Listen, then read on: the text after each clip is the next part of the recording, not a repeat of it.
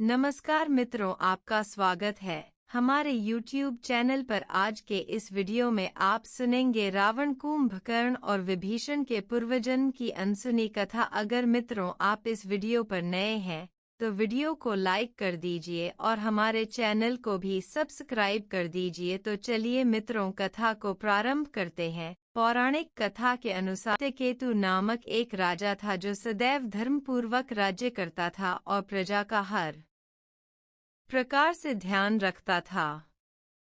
उसके दो पुत्र थे, प्रताप भानु एवं अरिमर्दन। प्रताप भानु ज्येष्ठ और अत्यंत न्यायप्रिय था, जिसे देखकर सत्यकेतु ने उसे राजा बना दिया और स्वयं वानप्रस्थ ले लिया। अरिमर्दन संसार का सबसे बलिष्ठ योद्धा था, जिसने अपने बल से अपने भाई के राज्य को निष्कंटक बना दिया। उनका धर्मरुचि नाम का एक अति बुद्धिमान मंत्री था जो उन्हें सदैव सही सलाह देता था। प्रताप भानु स्वयं महावीर था और अपने छोटे भाई के बल और अपने मंत्री की नीतियों के कारण उसने आक्रमण कर समस्त पृथ्वी को जीत लिया। जिसने उसका अधिपत्य स्वीकार नहीं किया वो मृत्यु को प्राप्त हुआ। अंततः उसने सातों द्वीपों को जीत लिया और चक्रवर्ती सम्राट बना। संपूर्ण पृथ्वी उसके अधीन थी और वो न्यायपूर्वक इंद्र की भांति इस धरा पर शासन करने लगा। एक बार वो आखेट के लिए वन गया, जहां उसने एक अद्भुत शूकर को देखा जो वास्तव में कालकेतु नामक राक्षस था। राजा उसके शिकार के लिए उसके पीछे भागा, किंतु शूकर रूपी वो राक्षस चपलतापूर्वक वहां से भागा। प्रताप भानु ने कई बाण चलाए, किंतु वो शूकर सबको छकाता हुआ भागता रहा और अंत में एक गुफा में जा छिपा। राजा को शिकार तो नहीं मिला, पर वो उस घने वन में भटक गया। बहुत समय तक वो भूख प्यास से त्रस्त उस वन में भटकता रहा। अचानक उस बियावान वन में उसे एक आश्रम दिखा। जब वो वहां पहुंचा तो उसे एक बड़े तेजस्वी महात्मा दिखे। वास्तव में वो एक राजा था, जिसका राज्य प्रताप भानु ने छीन लिया था और उसे युद्ध क्षेत्र से भागना पड़ा था। अब वो इस जंगल में एक तपस्वी की भांति रहता था। उसके वेश के कारण प्रताप भानु तो उसे नहीं पहचान सका, किंतु उस राजा ने प्रताप भानु को पहचान लिया। उसने प्रताप भानु से अपने अपमान का प्रतिशोध लेने का ये उचित अवसर समझा। उसने राजा को निकट के सरोवर में स्नान करने भेजा। जब राजा स्नान कर अपनी थकान मिटा चुका, तब उस तपस्वी ने उसे भोजन और जल दिया। भोजन समाप्त होने के बाद उस तपस्वी से राजा ने वापस जाने की आज्ञा मांगी, तो उसने कहा कि रात हो गई है और नगर यहाँ से 70 योजन दूर है, अतः आज तुम यही विश्राम करो। राजा ने उसकी बात मान ली। तब तपस्वी ने राजा से उसका परिचय पूछा। राजा ने एक अनजाने व्यक्ति को अपना वास्तविक परिचय देना उचित नहीं समझा और उसने कहा कि हे महात्मा, प्रताप भानु नामक एक राजा है, मैं उसी का मंत्री धर्मरुचि हूँ। वो तपस्वी तो जानता था कि राजा झूठ बोल रहा है, इसीलिए उसने कहा, पता नहीं तुम मंत्री कैसे बन गए, जबकि तुम्हारी मस्तक की रेखा देखकर मैं बता सकता हूँ कि तुम्हें एक चक्रवर्ती सम्राट होना चाहिए। इस सत्य को सुनने के बाद प्रताप भानु उस तपस्वी को त्रिकालदर्शी समझने लगा। उस तपस्वी ने भी जानबूझकर उसके बारे में सभी कुछ बता दिया जो उसे ज्ञात था। परिणाम स्वरूप थोड़ी ही देर की बातचीत के प्रताप भानु उस तपस्वी का भक्त हो गया। राजा ने उस तपस्वी से उसका परिचय पूछा तो उसने कहा कि हम तो साधु हैं और सदा से इसी वन में रहते हैं। आज तक तुम्हारे सिवाय किसी को दर्शन नहीं दिए, किंतु तुम्हें देखकर हमारा मन प्रसन्न हो गया। हमारा नाम एकतनु है।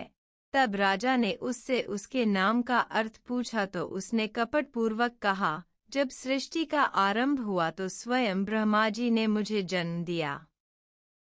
तब से आज तक मैंने दूसरा देह नहीं धरा, इसी कारण मेरा ये नाम है। जैसे जैसे समय बीतता जा रहा था, राजा की उस तपस्वी के प्रति भक्ति और विश्वास बढ़ता जा रहा था। तब उस तपस्वी ने कहा कि मैं तुमसे बहुत प्रसन्न हूँ, इसीलिए तुम मुझसे कुछ मांग लो। संदेह मत करो। वो सारी इच्छाएं जो त्रिदेव पूरी कर सकते हैं, मैं भी पूरी कर सकता हूँ। इसीलिए निसंकोच मुझसे जो भी चाहो वो मांग लो।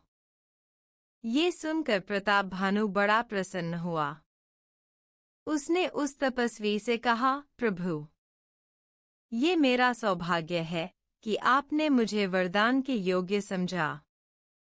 यदि आप प्रसन्न हैं तो मुझे ये वर दीजिए कि मेरा शरीर वृद्धावस्था, मृत्यु और दुख से रहित हो जाए। मुझे युद्ध में कोई जीत ना सके और पृथ्वी पर अगले 100 कल्पों तक मेरा शासन रहे। वो कपटी तपस्वी बड़ा प्रसन्न हुआ। उसने पुनः कपटपूर्वक कहा, तथास्तु। आज से तुम त्रिदेवों के लिए भी अवध्य हो। ये सुनकर राजा भक्तिपूर्वक उस तपस्वी के चरणों में गिर गया। तब उस तपस्वी ने कहा, किंतु एक बात सदैव स्मरण रखना कि केवल ब्राह्मणों के हाथों ही तुम्हारा अहित हो सकता है। यदि तुमने सभी ब्राह्मणों को अपने वश में कर लिया तो ब्रह्मा, विष्णु, महेश भी तुम्हारे अधीन हो जाएंगे। इस पर राजा ने कहा, हे प्रभु, मेरे गुरु तो आप ही हैं। अब आप ही बताइए कि मैं किस प्रकार ब्राह्मणों को अपने वश में करूं। तब उस कपटी तपस्वी ने कहा, मैं ऐसी रसोई बना सकता हूं जिसे बिना जाने कोई भी खाएगा तो वो तुम्हारा दास हो जाएगा। मैं कभी इस वन से बाहर नहीं गया, किंतु तुम्हारे प्रति जो मेरा प्रेम है उसके कारण मैं तुम्हारे राज्य में आऊंगा। अब तुम सो जाओ, मैं अपने तप से तुम्हें तुम्हारे अश्व सहित तुम्हारे राज्य पहुंचा दूंगा। 3 दिन बाद मैं रूप बदल कर तुम्हारे राज्य आऊंगा और इस कथा को बताऊंगा, जिससे तुम मुझे पहचान लेना।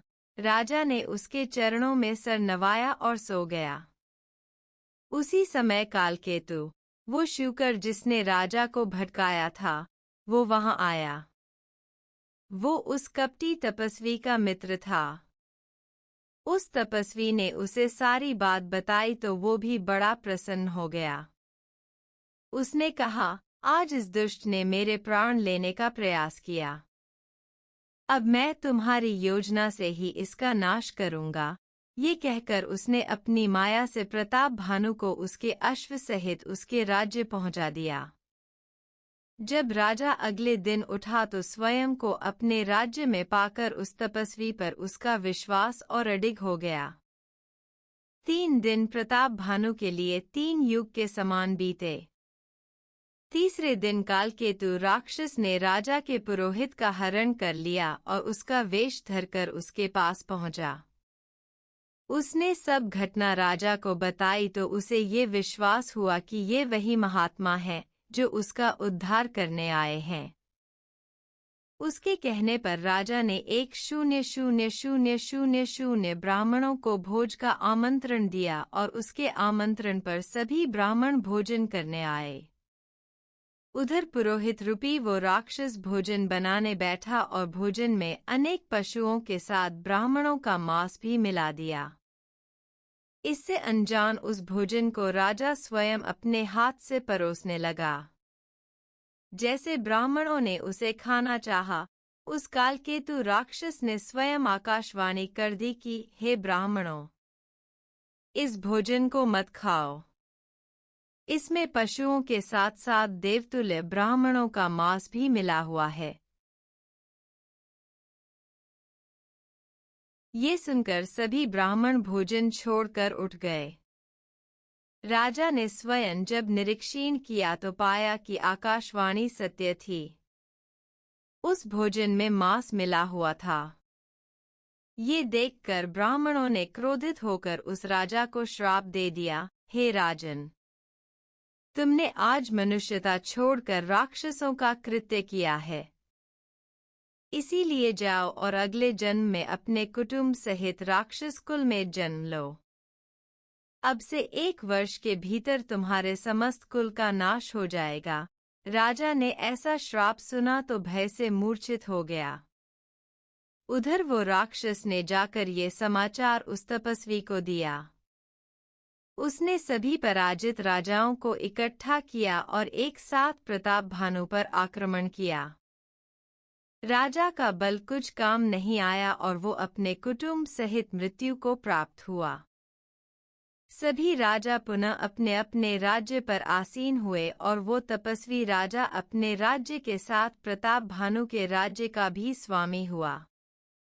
ऋषियों के श्राप के कारण ही प्रताप भानु अगले जन्म में राक्षसराज रावण के रूप में जन्मा। उसका छोटा भाई अरिमर्दन महारथी कुंभकर्ण के रूप में जन्मा। उसके मंत्री धर्मरुचि ने भी राजा के पाप का फल भोगा, किंतु निरपराध होने के कारण वो श्रीहरि के भक्त विभीषण के रूप में जन्मा। तो मित्रों, यह कथा आपको कैसी लगी कमेंट में ज़रूर लिखें और मित्रों, वीडियो पर अंत तक बने रहने के लिए बहुत बहुत धन्यवाद।